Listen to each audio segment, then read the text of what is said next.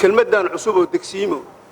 waxaan anigu hadeer in meesha laga saaro baan soo jeedinayaa sababtoo ah waxaan buuq ahayn dhaliilmayso tuulo kasta waxay leedahay degsiimaha la iga dhigo degsiimo waa wax tuulada ka weyn degmadana aan gaarin baan u qaatay marka waxaan buuq ahayn inay dhalinayso ma qabo marka meesha laga hadlayaana waxa weeye habka maamulka gobolada marka waxa moodaa inuu u taagan yahay mabaadida hadda aynu soo sheegnay kamid ah marka halkeenaan ku habboonayn baad moodaa oo xagga mabaadida loo raro qodobka kale oo labaad oo ka hadlaya xukuumadda ayaa mas'uul ka ah dib u habaynta iyo kala xadaynta gobolada iyo degmooyinka haddii aan xeerka si hadda faahfaahsan aanu gadaal uga imanayn xagee baa lagu hagaajinayaa xadayntaas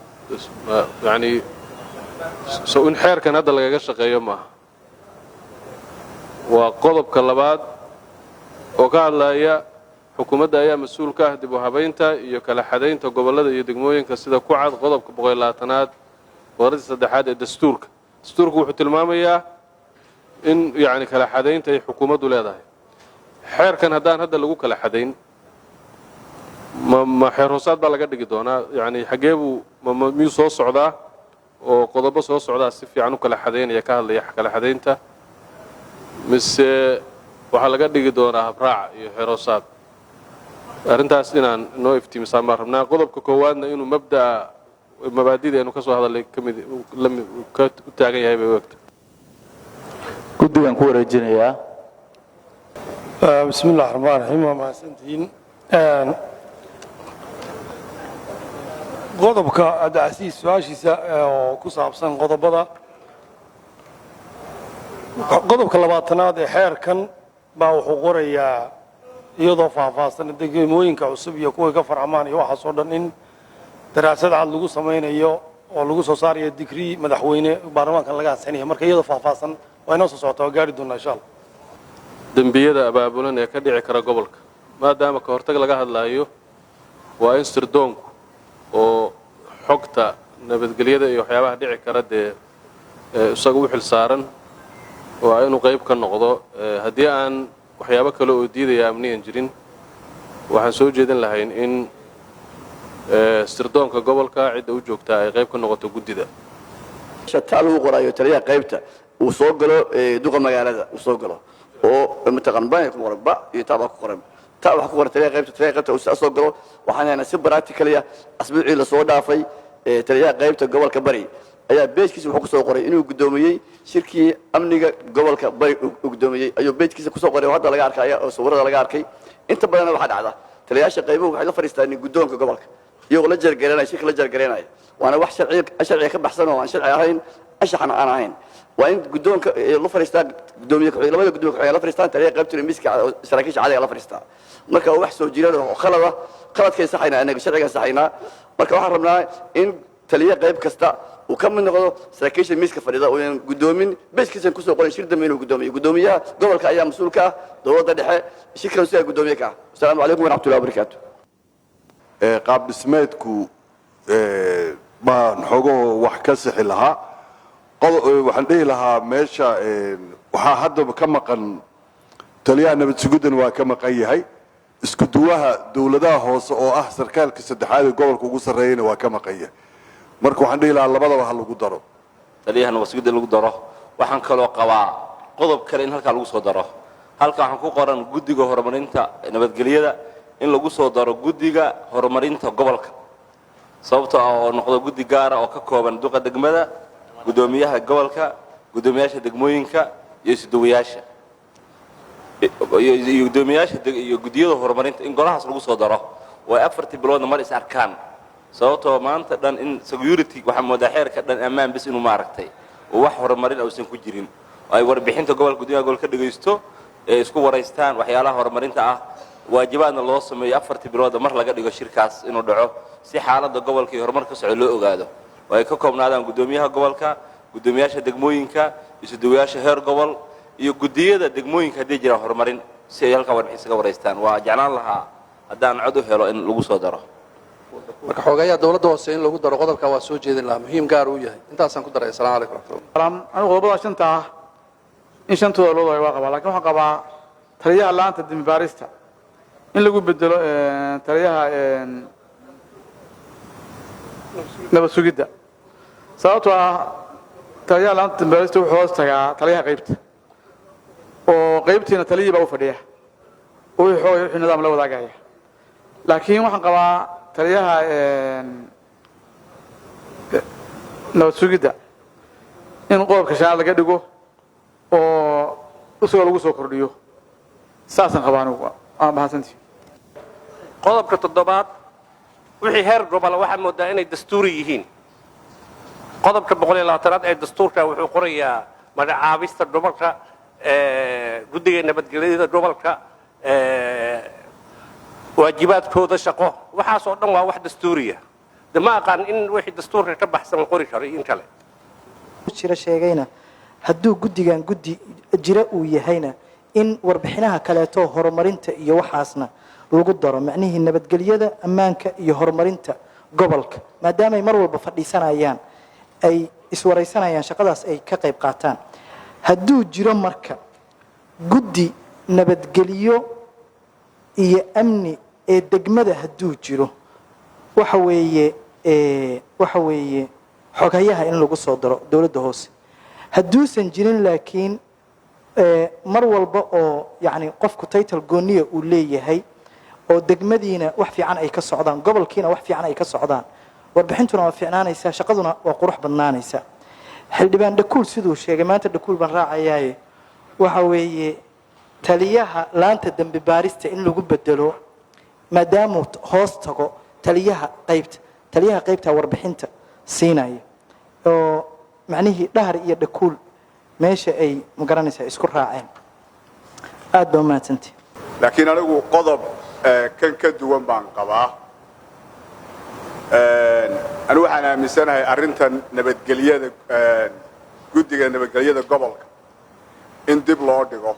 oo mar gaara si gaara loo eego maxaa wacay haddii ay arrintu tahay in laga duulayo mabaadi'dii aad tafatirka ku samayseen sida quruxda badan ee ahayd maamul daadejin iyo dimuqraadiyayn waxaan guddida nabadgelyadu waa wax mabaadi'da khatar ku ah kana soo fircamay nidaam markii horeba madhalays ahaa haddana mar kalena goblamay mar saddexaadna aynu gacan rimis ku samaynayno waxa ka maqan guddidan oo keliya waxa weeye ururkii hooyooyinka taliyaashii guulwadayaasha dadkan laysu soo ururinayo isku meel lagama magacaabo isku cid midba meel baa laga keenay haddii maamul dejin dhaba la samaynayo arrinta amniga iyo taliyayaasha degmooyinka waa in loo daayiyo dawladda hoose oo iyadu waxeeda soo magacaabato laakiin nin arkay guddiyadanu say u samaysan yihiin oo 5 nin oo ninba meel ka yimi oo ninba midka kale uusan ka amar qaadanayn isu ururinaya waxa uu ka shaqeynaya iyo maamul dejintu ka shaqeynayaan uma fahansani waxaan soo jeedin lahaa in lagu bedelo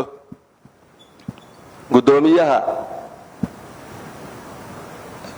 racfaanka gudoomiyaha maxkamadda racfaanka in lagu bedelo sababtaa waxa weeye garsoorku waa meesha ugu muhiimsan guddigii nabadgelyaduna wuxuu noqday xara askareed taliyaha asluubta iyo taliyihii qaybta iyo bagciisi marka garsoorku gudoomiyaha racfaanku gudoomiyaha oo garsoorka oo heer gobol ah heer maaragtay waa heer gobol waa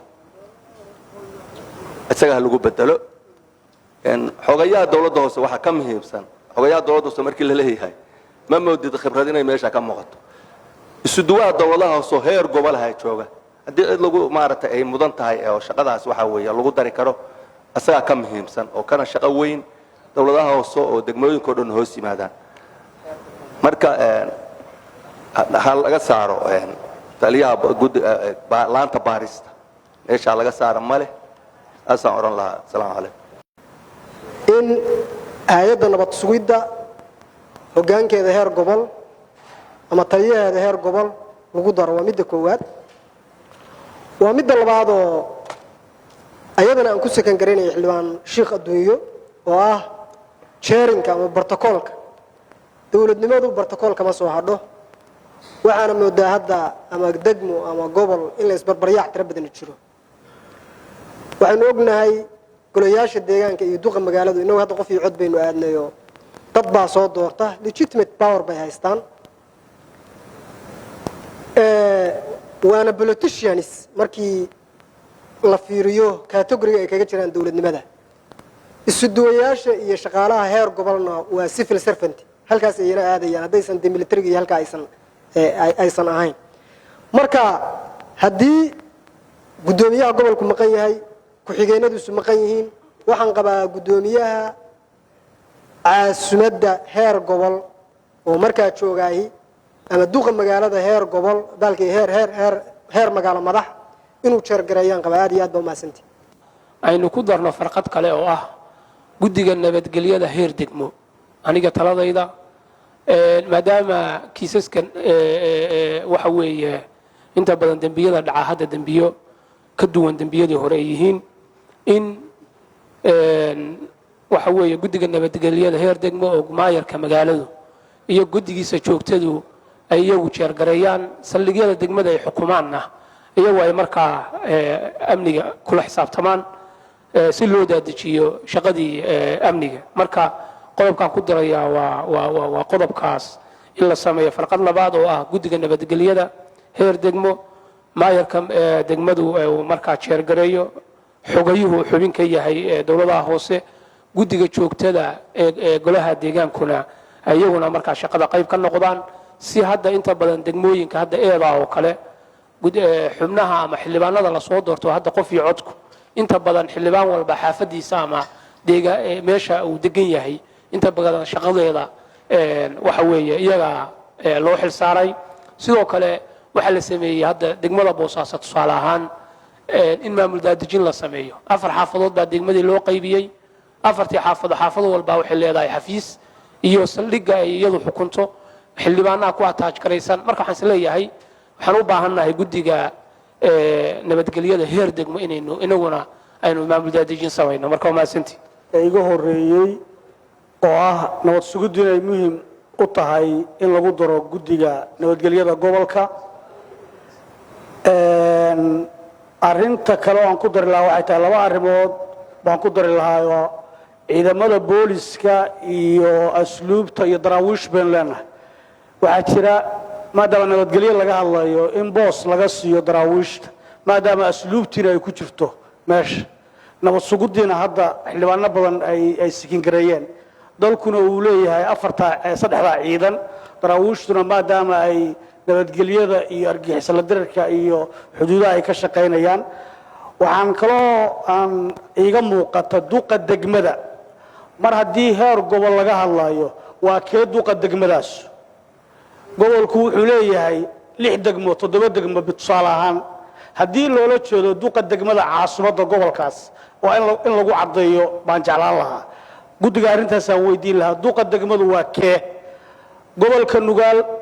duqa degmada markii la yiraahdo ma kan dongoraya ma kan godob jiiraanba ma kan aylba mise waa kan garoowe. marka halkaasna waxaan rabnaa inay guddigu faahfaahin ka bixiyaan duqa degmadu kee yahay guddigan ku jira mise degmadii markaa lagu shirayo weeye. haddii loola jeedo duqa degmada caasimadda gobolkaas waa in lagu caddeeyaa meesha baan soo jeedin lahaa. wasalaamu calaykum waraxmatullaahi wabarakaatu. degmooyinku sida gobolka guddi amniye gobol u jiro baa guddi amniye degmana u jiraa. guddigeeda amniga oo degmada wixii heer degmaabaa iska leh. arrimahaas markaa ah taliyaha baarista iyo meelna kama soo galaan. maxaan ku isuduwo gobolku hoos yimaadaayo meelna kama soo galo keliya wixii heer gobol ah oo darajada heer gobol haysta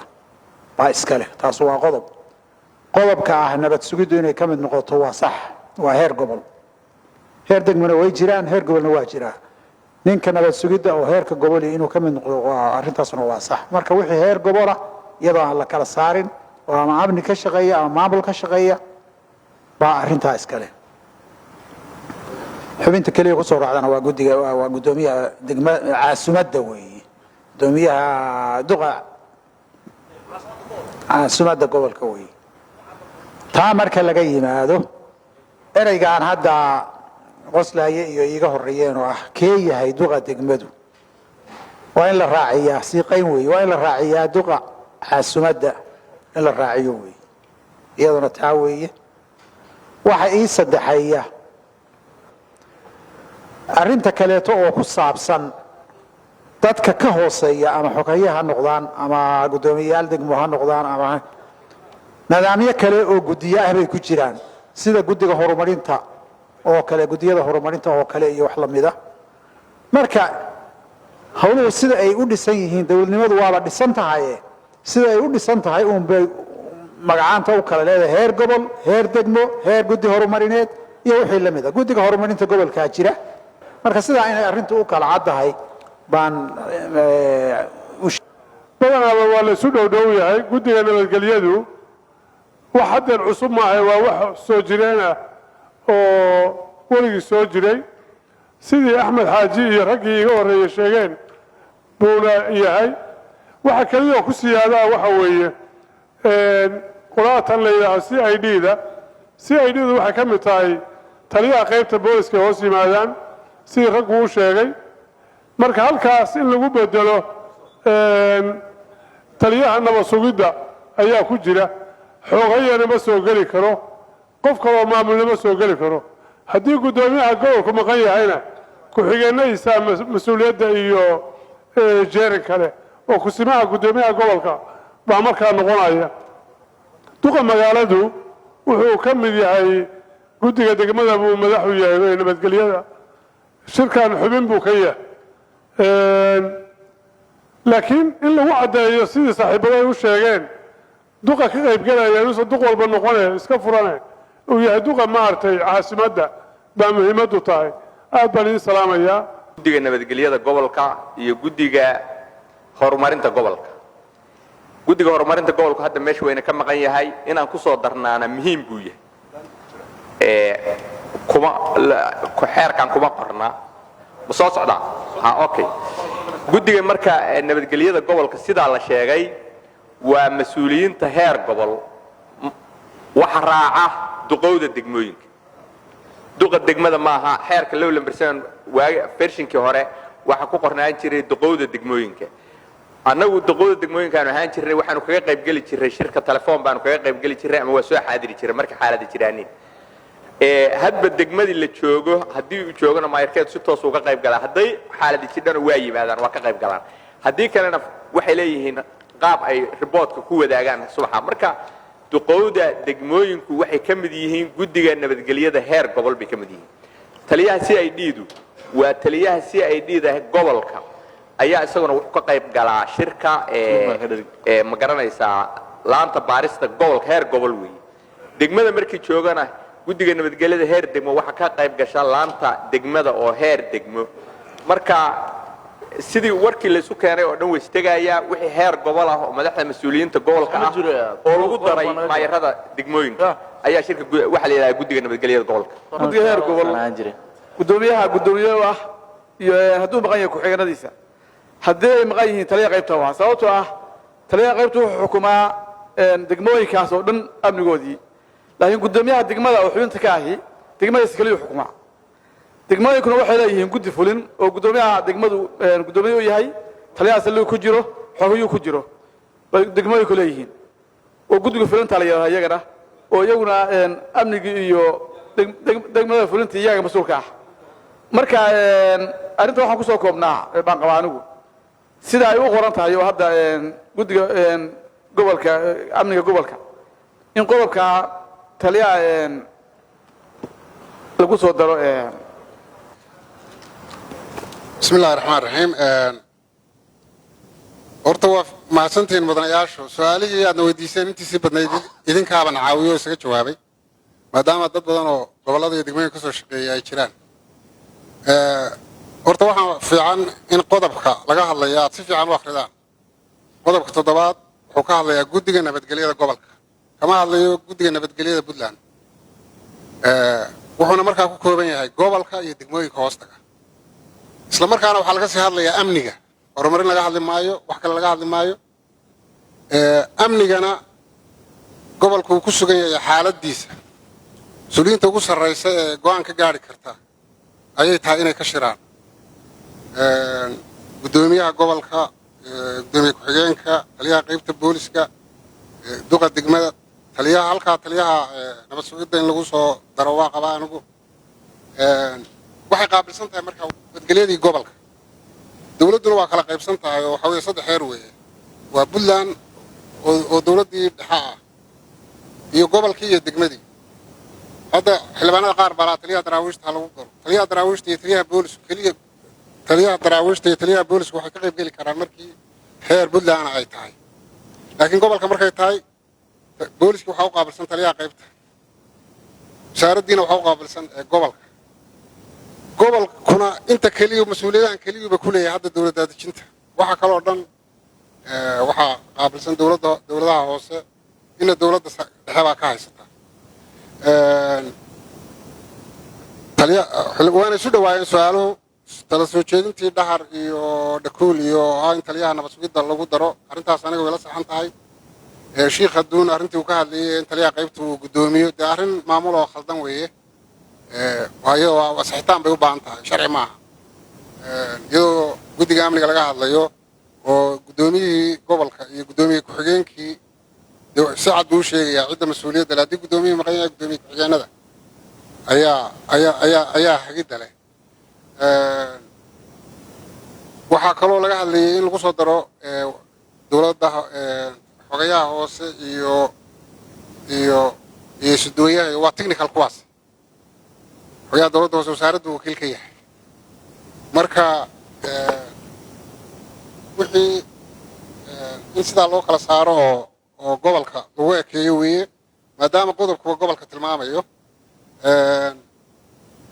xildhibaanada xuseen oo kale wuxuu ku soo daray rafcaanka maxkamadaha maxkamadu waa meeshii marka haddii gobolka dembiye dhacaan hadhowto loo aadi lahaa weeye waana separation of power oo waa judiciaryga iyagu way ka madax banaan yihiin xukuumadda ama heer gobol ha ahaado ama heer federaal ama heer dowlad ha ahaado iyagu waa gaar ma qaba inay ka qayb geli karaan arrintaas arrinta caasimadda duqa caasimadda waa caasimadda waxaa laga hadlayaa waa usually waxaa lagu shiraa gobolku wuxuu ku shiraa caasimadda gobolka marka duqa laga hadlayaa waa kaa laakiin waxaa raaci karaa haddii ay ku shirayaan meel ka baxsan degmooyinka kale gobolka marka waa duqa degmada maalintaa lagu shirayo laakiin majority of time waxaa lagu shiraa caasimadda guddiga nabadgelyadu ee gobolku wuxuu xaruna caasimadda gobolka uu leeyahay runtii qodobo muhiim ah baad ka hadasheen xildhibaan ismaaciil baana oo guddiga ka mid ahaa isla baa jawaabaha qayb inta xooggeeda idin jawaabay runtii waxay iskugu ururayeen qodobadiinu qodobo tala soo jeedina inta badanna waxaa awoodda saaraysan CID da iyo nabad sugidda gobolka arrimahan kale ee guddiga horumarinta iyo guddiga kale ee xogayaha dowladaha hoose isuduwaha horse isuduwaha iyo xogayaha dowladaha hoose waxay qaabilsan waa heer maamul waaye waxa laga hadlayaana waa heer nabadgelyo marka waxaan qabaa arrinta laga hadlayaana horumarin maahe waa guddiga nabadgelyada gobol heer gobol waaye heer degma maaha waa heer gobol waaye marka xubnaha baa muhiim ah aad ka doodayseen oo ahaa xubinta CID da iyo xubinta nabad sugidda sidii labadaas maartay mid ka meesh ku haboon runtii anaga garsoorka amniga wax shaqo kuma milmiya xildhibaan waa mahadsan tahay garsoorku amniga shaqo kuma leh isagu waa fulin iyo maxaan ku raahdaa wixii ka yimaada amniga dhibaato ka timaada inay go'aan gaaristooda leeyihiin markay wax cadaadaan annaga kulliga aragtideeda waaye laakiin arrinta CID da iyo nabad sugidda annagu waxaan qabnaa ka guddi ahaan CID du marka shirka guddiga nabadgelyada lagu jiro inta badan waxay ka hadlaan oo ay soo gudbiyaanin dembiyadii dhacay iyo baaristooda waa sax taliyaha qaybta uu hoos tagaan laakiin waxaa loo carifay isagu mar kasta gacanta wuxuu ku hayaa wixii markaa dhacay baaristoodii iyo xogka keenisteedii laakiin nabad sugidda waa soo raacin karnaa waa farqo kale oo ku dari karnaa anigu waxaan qabaa marka CID da loo daayay laakiin nabad sugidda lagu daro baan annagu qabnaa oo nabad sugidda waa ku dari karnaa walow nabad sugiddu ay tahay inta badanba xubno qarsoon oo mar walba aan ka qayb geli karin shirarka rasmiga iyo kamaradaha iyo waxaan soo dhastaagay oo iyagu si gaar ah shaqo gaar ay qabanayaan haddii se dee goluhu ku darayo waa habboon tahay arrinta duqa caasimadda ay meesha ku qoran inta badan horta caasimadda lagu qabanaya shaqada waa gobolka meeshan guddoomiyahaasaan ka qayb gelaya laakiin haddii ay optional ay dhacdo in markaa degmo kale lagu qabto guddoomiyaha degmadaas joogaa mas-uulka ah shir ka qayb gelaya waxaa jira mudane la maasantihiin waxaa jira xeer guud oo la yidhahdo xeerka nabadgelyada guud xeerka nabadgelyada guud oo baarlamaanku ansixiyey 2000 waa xeer lambar 1 xeerkaasa wuxuu qorayaa heerarkiga ama madaxda guddiga si ay u kala sarreyso sida hadda la sheegayo oo lahaa duqa maxaa looga sarraysin waayey taliyaha qaybta waa taliyaha qaybta gobolka marka degmada ku xigaysa marka halkaa CID-da sirdoonka waa baarlamaanka hadduu isku raaco waa caadi waa la soo jeedin karaa laakiin waxaan adkay arrintii maxamed saciid oo yiri daraawiishta lagu daro oo ku qoran tahay guddiga nabadgelyada madaxda gobolka ee xeerkaas guddiguna siiqeyn buu ku sameeyey xeerkan wax ka bedel ma sameyn xeer siiqeyn buu sameeyey intaasoo ku dar laa guddoomiya maasanta marka cod baan gelinaynaa qodobka 7aad oo ka hadlaya guddiga nabadgelyada oo lagu daray 3dii siiqeymood iyo soo jeedin ee golaha dadka ugu badan isku raaceen mudanayaasha gol iyo soo jeedintii guddigaba mudanayaasha gol inaan saa ku ansixin fadlan gacanta taa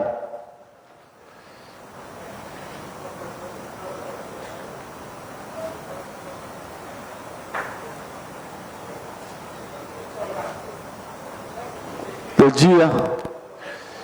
yaa qaba in sidii hore loo daayo yaa diiday yaa ka aamusay 36 mudan ayaa ogolaaday qodobka 7aad ee xeerkan ee guddiga nabadgelyada oo lagu daray siiqeyntii goluhu sameeyey 1 mudan ayaa diiday 3 mudan ayaa ka aamusay koorumku waa 40 sidaas ayuu ansax ku yahay qodobka 7aad